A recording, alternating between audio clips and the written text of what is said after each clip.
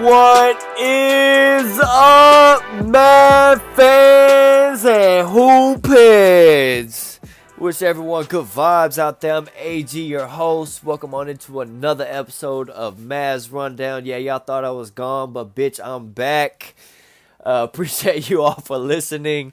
And man, it has been a while since I talked to y'all. How y'all been, man? Last time I just checked, man, was right before the season ended. I called it quits as soon as the Mavs did, with about like the 2 games left when they tanked at the end and got all the shit for that. I still understand that when you got Portland fucking letting Damian Lillard sit the whole like month and a half before the season off, but they don't get shit for tanking on their pick. But okay, you want to send hate just because we got Kyrie, whatever. Go suck a dick, ESPN. Anyways, moving on. So the off season, I let that for the birds. Everybody knew we were gonna be pissed off. I was glad that we were at least in the mix to get a pick, and then come to find out in fruition, we got the 10th pick. I already knew that number one was going to the Spurs before the draft, with all what Pop was doing this season and how he was playing, and he was still around. Like, oh yeah, they were sweetening the deal. Tony Barker for France. You already knew he was going. Before that whole draft thing started. But the next picks, or everything, was so interesting. So that brings us here now to draft night, uh, where the Mavs are still hoping to re-sign, are in good shape to re-sign Kyrie Irving, and now hoping to fill the roster out around them. And so we've got move on to tonight and the draft and what is going on. What are we gonna do? How are we gonna fill this roster? How are we gonna get a good quality starting center and some good wing depth to help to build around Luka and Kyrie. As we see, that's basically what you got to do in today's NBA. You got your stars, you just got to build a good team around them, and you'll have success. And we've seen the past champions, all last 5 years, 5 different champions. So there's different recipes of how to win. You just got to stick to what you know, stick to what you got, and build around that to the best that you can. Give yourself a chance. And so the 2 stars Mavs have are Luka and Kyrie. Assuming that he's gonna sign with us, which is looking like we're going to.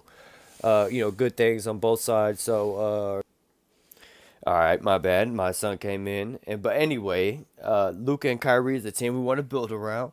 And with that, how they were gonna do in the draft with the 10th pick. The first move they made was turning Davis Bertans and the 10th pick into the 12th pick, trading back with OKC.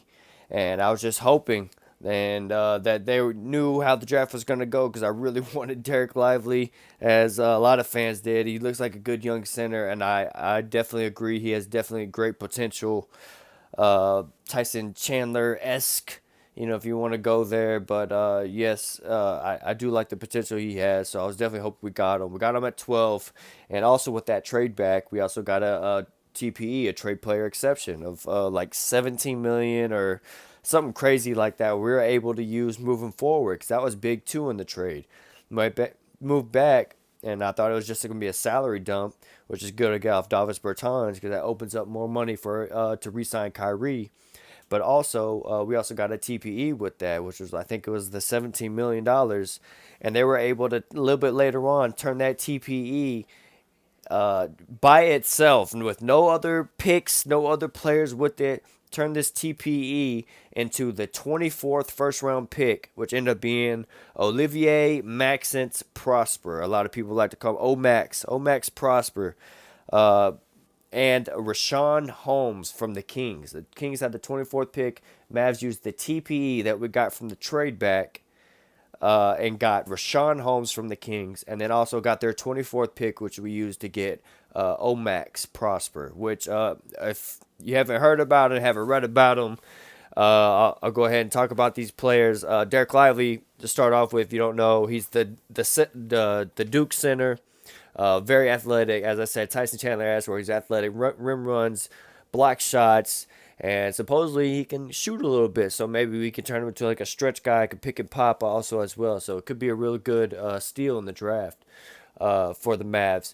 And then they were able to turn, as I said, the TP into Rashawn Holmes, who is also another center.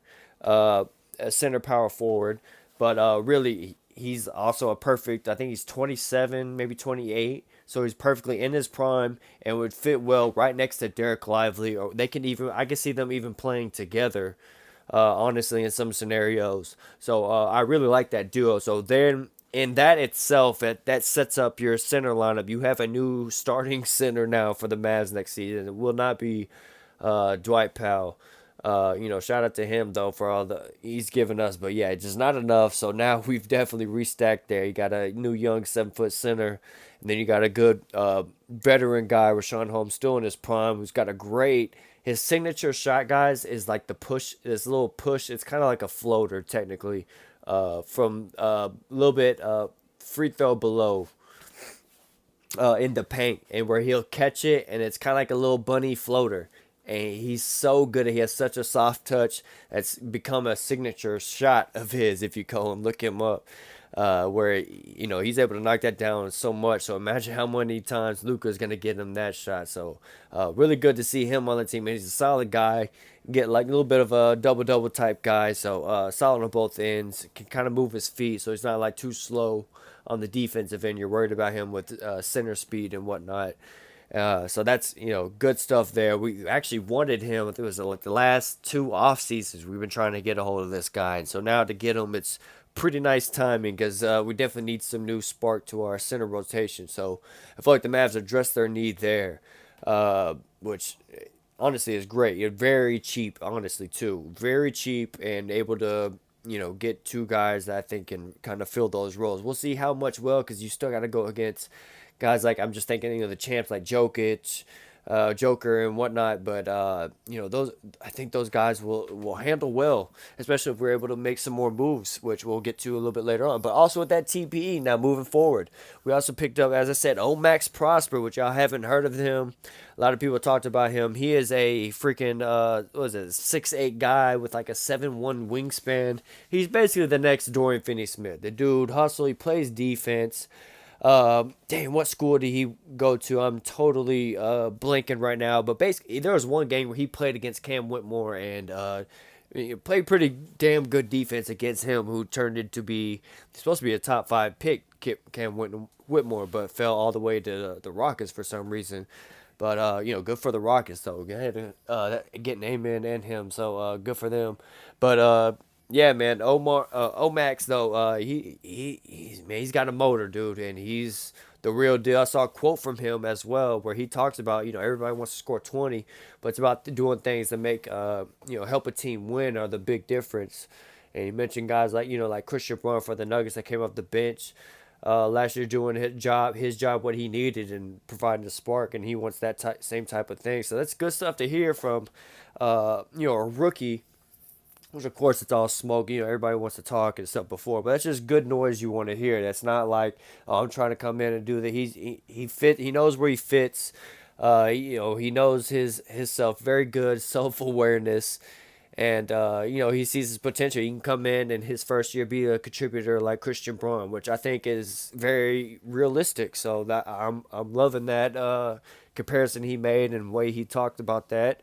And apparently, Nico Harris, it was all over this. I saw a quote saying that he told Omax, like, see, didn't I tell you I was going to get you here or something like that? Like, they apparently really wanted Lively and they really wanted Omax. So they got both their guys. So I think the Mavs were ecstatic.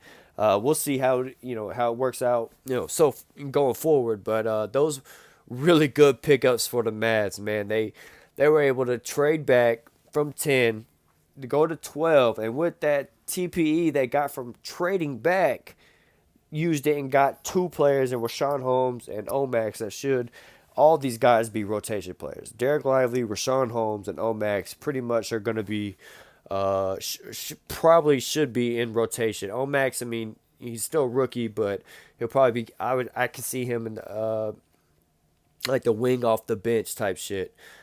Maybe starting if he gets up to that level, but he definitely a wing off the bench that would come in and help. And of course, you got Derek Lively, Rashawn Holmes in the center rotation.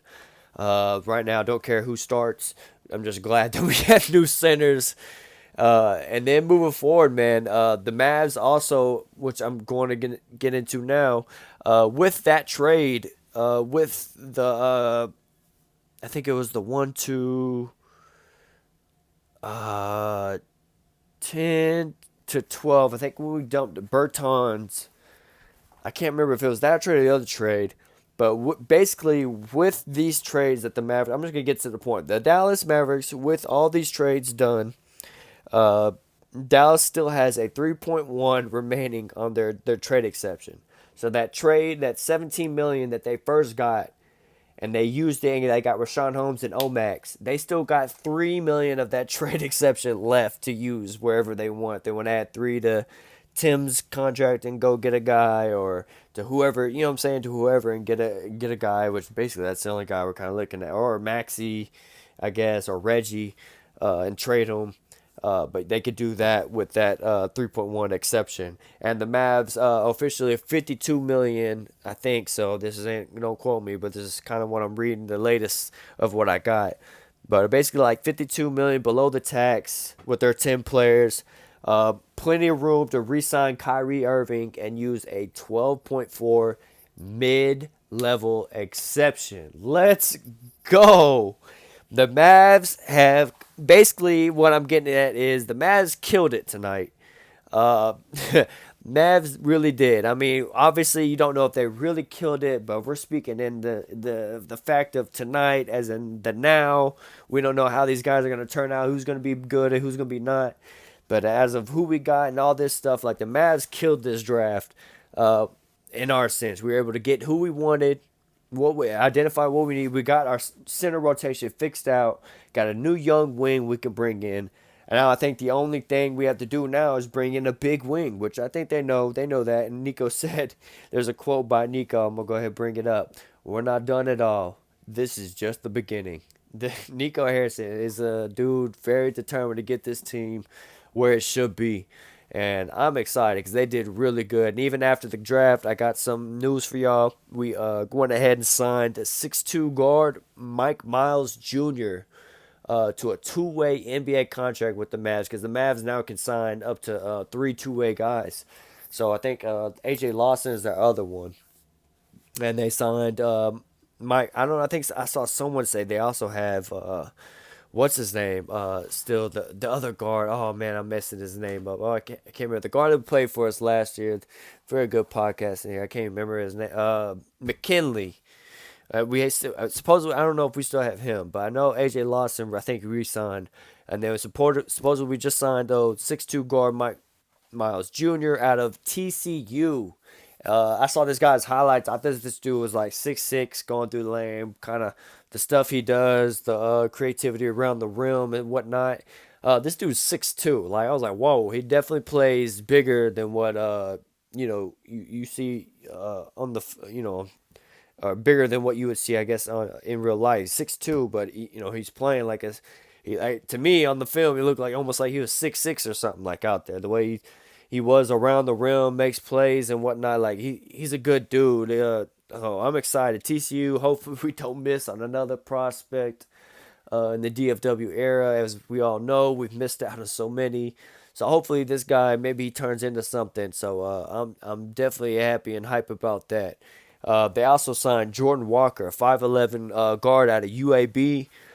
Saw a little quick highlight film on that, so I have something to talk about with him. The dude looks like a bucket, and apparently he averaged like 22 points or something like that at UAB this year. It was just straight, just a bucket getter, and some of his finishes around the rim just look effortless, the way he was finishing in college was like fucking Kyrie finishing, like just like the spins, the touch off the glass. Like this dude, yeah, that's the way he was finishing in college. I mean, that's college, but everyone's saying he's a certified bucket getter too. So, good stuff there. I like that.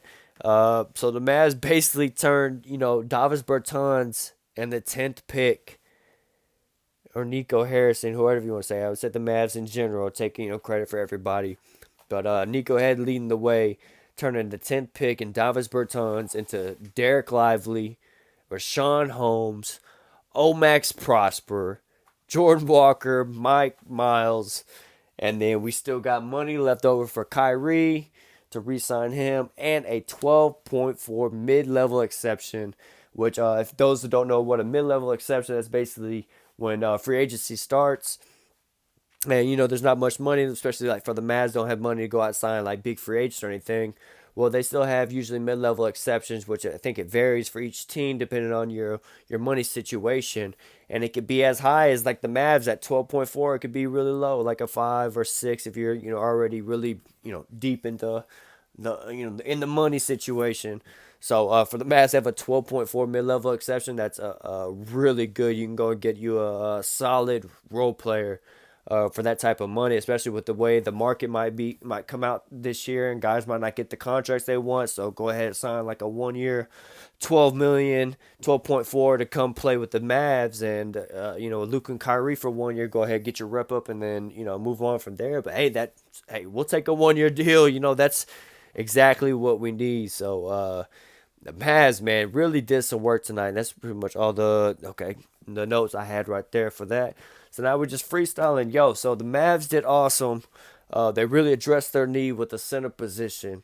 They've completely redone that. That's no more Dwight Powell. You're gonna see 7 foot dudes, athletic guys. I think Rashawn Holmes like 6'10", 6'11", but agile. So definitely new looks, good targets for Luka. He's gonna love lobbing it up. Imagine Dwight Powell at 6'9". Well, now you got 7 foot guys ready for the lob. So even better, than that. So moving forward, I think that development's going to be nice. And I love the way they went because they could have went the other route where you try and go big on a center like Capella or Miles Turner and have to pay them 20 something million.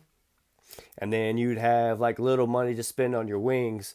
Well, the Mavs are kind of playing it smart where they're going out. They got us 2 cheap centers essentially because Rashawn Holmes isn't that much, like 13 million next year, something like that. Like it's not too much. I don't know how much he has left. I didn't look that up, but I'm just thinking about next year right now. I'm just glad we got him. And then Derek Lively, of course, on his rookie deal. So we got 2 good centers on basically cheap deals, uh, on cheap contracts. So that's good. And then we're able to use basically the rest of the money that we're going to need to use on our wing depth because that's what we're really going to need. That's what it comes down to NBA. You got to have elite wing defense, perimeter defense, especially. It's all about the perimeter game now. So you need perimeter defense. I mean, obviously you need rim protection, and we kind of addressed that too with getting those 2 guys, Lively and Holmes. And then now we just got to fill out the rest of the roster and get us a good wing player. There's rumors floating around and whatnot. I should have prepared that one. Maybe I'll prepare an episode. The only one that pops to mind. I had a friend mention it earlier. Now the draft is over, and I don't think it kind of makes sense if Dame Dollar, if they stop doing their whole fucking staring at each other, their fucking dick in their hand, like, you break up with me first. No, you break up with me first. No, I have trust. No, I have trust for you. No, I have trust in. And like that whole shit, like, bro, yeah, it's like a bad relationship, like waiting for someone just to rip the band-aid. Like, yo, go ahead and move on. Y'all are fucking ridiculous right now. So I think Dame's getting traded, probably to the Heat. That makes the most sense, especially they backed out of the Beal deal. I don't mind him going to. I fucking hate the Heat, but I don't mind him going there. I'm big fans of Butler though, and I'm a Dame fan, so the most realistic looks there. So I don't mind it, even though I fucking hate them. But that's cool. I know, but I know he's gonna be gone. So if they start rebuilding, which they should do, especially getting their new picks and just they got the Simons, they got Sharp, and then they got who they get. They got Miller tonight or whatever, whoever the fuck they got. Scoot. Like they need to go ahead and just start a rebuild, man. Start fresh and just do it right instead of all this fucking playing around with Dame and loyalty bullshit. Like it's a fucking NBA, it's a business, bro. You stayed around long enough, ain't no fucking real loyalty. Like get out of there. They're doing too much right now with this whole loyalty, staring at each other and shit. Like make the move first to make me leave. No, you make the move first to you want to leave and all that. Like stop fucking playing around. Anyway, but I was getting at is if they start doing a rebuild, Jeremy Grant is someone who I definitely have my eyes on now. I think he would fit great as like a that 3-4 option. He could play the 4. like that. He basically could play the Aaron Gordon role for Denver, which he played, which is kind of funny because Jeremy Grant started his one of his places. I think after he played for Dallas too, but he went off and did really good with Denver as like their four guard. And now they have Aaron Gordon, and he went on to Portland and whatnot. But now, like, man, if we could get Jeremy Grant, that would be great. Now all of a sudden, now we have that kind of that four position kind of locked up then too. And then he can also play the three as well. And then it kind of the other guards kind of fill out now around them. And you're looking kind of good, in good shape. But there's other options I'm sure I could think of. Just still trying to process everything. Who else we can go after? We'll have to see once this is over. There might still be some trades that happen because that Beal trade. I don't know if y'all know Bradley Beal with the. I'm sure everybody knows, but some people still might not know. Bradley Beal went to the Suns, so they're trying to create a super team. Ain't got much money, but they're making moves. Then you got I know Celtics made a move for Porzingis, which affected the Grizzlies and them getting Marcus Smart. So the Grizzlies trying to make moves. So it's definitely making move season, especially going all in on this season before the new CBA kicks in. I think after this next season, which if y'all don't know, basically there's going to be a hard cap where if you go over this spending limit, your team's going to lose basically draft picks. They're not going to be able to sign people or only like vet minimum type guys. Like it's a whole bunch of bad stuff that you don't want to happen. I think teams are really trying to make like a big push for this year, try and win it all, and then trying to probably shed that money next offseason. So you're going to see, I still think there's going to be a lot of wheeling and dealing, especially now free agency coming up. It's going to be exciting. So, and like Nico said, we're not done yet. Definitely not done here on this podcast either, motherfuckers. I'm back. So we in this thing. It's good vibes. Mavs did great. Look forward to catching up with y'all later on. I don't know when I'm gonna put out another episode, whatnot. Yes, all the drama and whatnot. But if something big happens, I will go down. I will put it up. And we'll talk about if any big trade or free agency or whatnot, or when Kyrie finally resigns or whatnot. So we'll see. Or if he doesn't, I'll fucking come on and rant about that. But yeah, that's pretty much all I got for y'all. Good vibes to in Mavland. Good to be back and talk with y'all. Let me know what's up in the comments if y'all if y'all like the draft, who y'all want to go for. Who do y'all think we should use the MLE on? I gotta look that up. Who's the wing we should go after? We still got some trade player exceptions. Still got like a Tim Hardaway contract to trade. We could trade, which I hope we do trade. There's a lot more options we can make. A lot more options, a lot more moves we can make. So hopefully more busy work for the Mavs moving forward, and we can have some more things to cheer about. So, that's it. If you want to listen, it's all on YouTube now. Check me out here. That's it. I'm AG. Thanks for listening. Remember, cool heads prevail, and I'll see y'all next time on the Mavs Rundown.